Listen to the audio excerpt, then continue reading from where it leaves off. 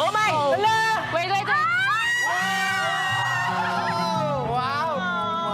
God.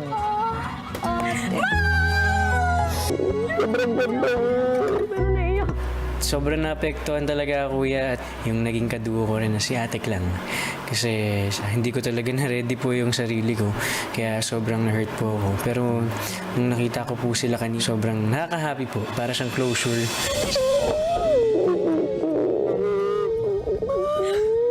Nung nakita ko po sila, I was reminded of the family that I had po inside the house. So, sobra po akong naging emotional. Teka! Magtanong ka ba? Teka! Teka! Bakit ka nagpipiknik dyan?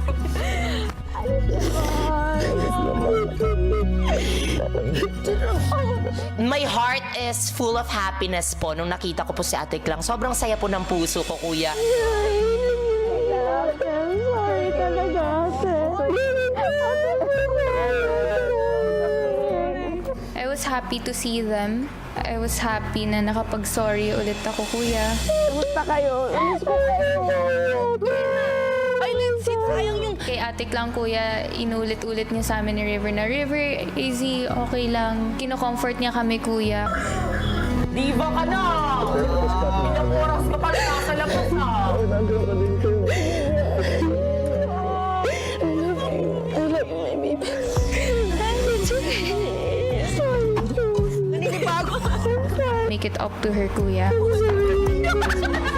Sorry, bawi ko na yung mapamis. Promise you, pero bawi ko. I told her, kuya, na babawi po talaga ako. And I hope outside makapag-usap kami. Upuan niyo ba? Bawi ko, promise. Bawi ko, sorry, sorry ka. Wow! Sorry. Matapos ang emosyon